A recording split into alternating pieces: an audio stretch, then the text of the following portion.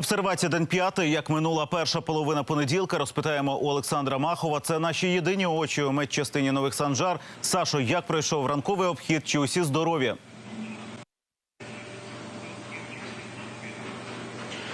Ігоре, привіт.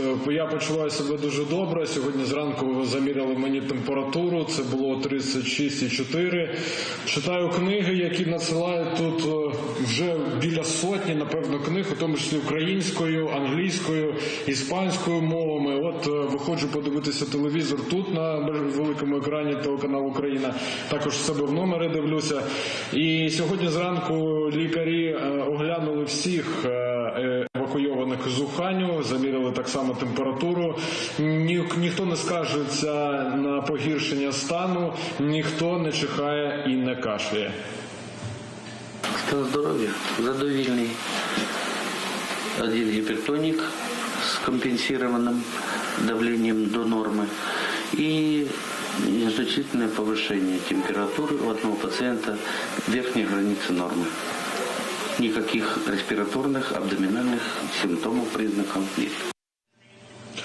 Міністерка охорони здоров'я Зоряна Скалецька також відвідала евакуйованих з Уханя, поспілкувалася з родиною з Маріуполя. Це мама, тато та син, 8-річний хлопчик. Він попросив шахи, бо батько навчив в Китаї його грати в шахи, а тут їх не виявилося. Зоряна пообіцяла, що допоможе доправити сюди шахи. Також Скалецька поспілкувалася з родиною з Аргентини. Це мама з 2 дітьми 3 та 5 років.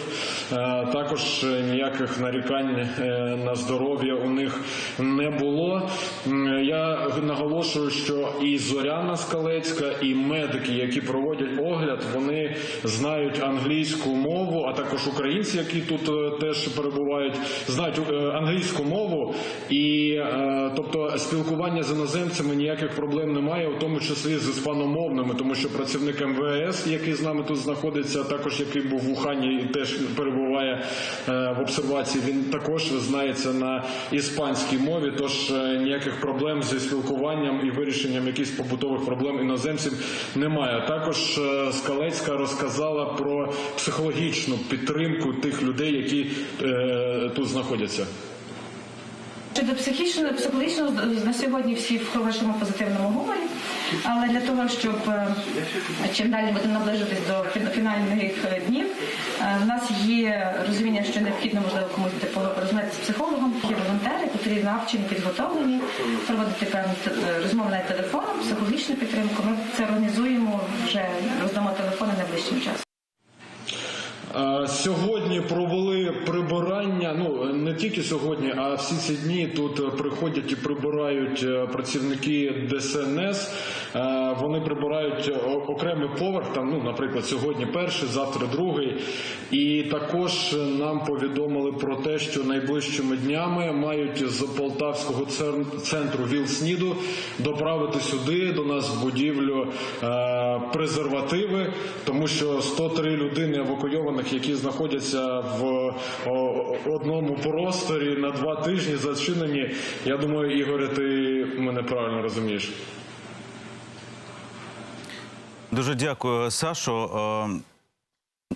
Утримуюсь від коментарів. Олександр Махов про нові потреби пожильців в обсервації. Стан фізичний та психологічний у нормі.